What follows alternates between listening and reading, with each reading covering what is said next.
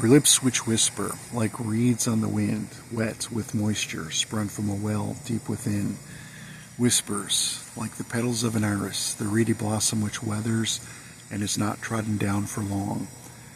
Fell Burgundy Iris, or Moses Cleveland's Canterbury Tales, Book 5. It came upon a midnight drear. Line 1201.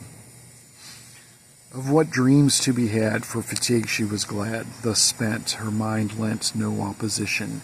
To the nightmares unruly she but witnessed unduly. To resist she was in no position. She thus beholden, hence the nightmares unfolded. Lidless her mind's eye, no weapon to hold. So much like a dream, or so it would seem. Fast her will to surreality sold. The Ramadoan queen with her plight unforeseen, progeny ungulate born unto she. She inured to the pain, her sanity did drain, what indomitable madness had come to be. The firstborn was Grith, a female forthwith, but one eye in the middle of her brow. Her vision displaced, horns grew from her face, no eyes to afford of the norm to allow. A gleam in the light like smooth hematite, angled away in the sensuous curve, of considerable height, though slender and slight, silver her hair and her skin pale and pure. Of her painted-on eye Grith would but sigh, not certain quite yet to look upon her. For parley to ply, but fix upon that one eye, best ignore you her demonic nature. Nay, weary of thought, for Grith loved to talk, and varied and numerous were her interests. The ignorant abhor, for such she would abhor, contemn not, but to serve for indifference. For knowledge to bleed, on such she would feed, her prey reduced to mindless nonchalance. For vainer discourse she felt some remorse, for conversation sucked dry at their source. A feaster of minds but harried for time, as all always go away in the end. But some have the look, once read like a book. On shelves they often do well as bookends. Or mantlecocks better, they ordained with fetters, voiceless they in praise with their wondrous gaze. For their existential gift, their oneness with Grith, enshrouded by a perpetual haze. These ones I like, and keep them my might, no sorrow or grief for defend.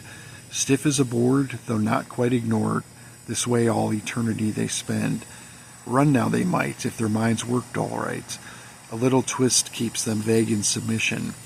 No thought to run away, they are here to stay, an ecstasy that knows no remission. The women I drain to serve to, once trained, no fight from them once they've grown second skins.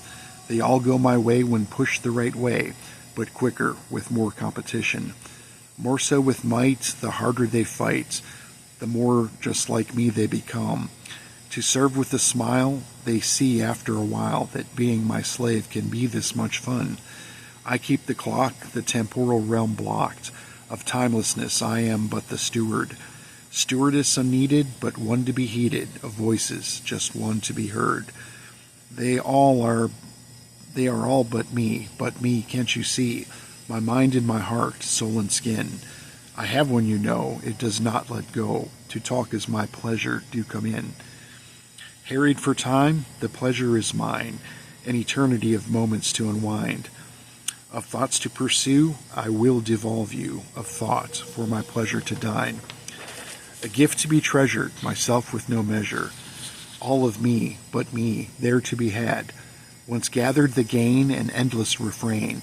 What gift to give? For to give I am glad. The men that you keep want me, so go weep. On you I am become second skin. The ones that are mine I want all the time. I am the what you've become. Run now you might, go ahead and do fight. I am and I me and you are but one. I do love sincerely and soon you'll endear me, but know that I am and I me and you win.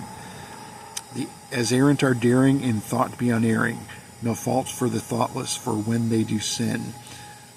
No thought of your own, prepare to be owned, you thoughtless and lost for what ages have been. The falls at Ramadoa, what cataract bold, for over which flows the Sutton River.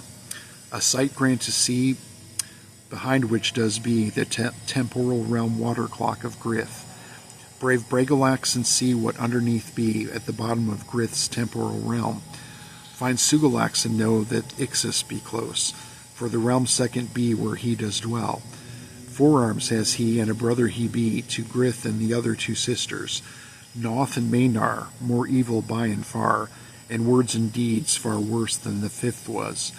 Destructive in nature, but a great imitator, for he borrowed too oft from his siblings. Vain and quite violent, this 4-armed fell giant, of plagiarism be in essence his dribblings. Micturate milch he of modicum milt, milksop muster in miniature guise.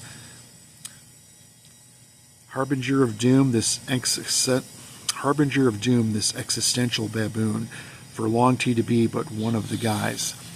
For just like his sisters who hung with the misters, this ungulate proxy with the 2 extra arms, for which to expunge, not so, to give great big hugs, too many there were to not cause alarm. Noth would abase with reverent distaste of Ixis, for to be he but a failure. Come and you'll see what evil can be, skirt miltless in his vibrant regalia. Pathetic flirtation, what mean affectation, laugh you not in his face or he will cry. Of Izzard to bury, of legs for to query, accosted your grace that worm when he dived. To you did he pray when he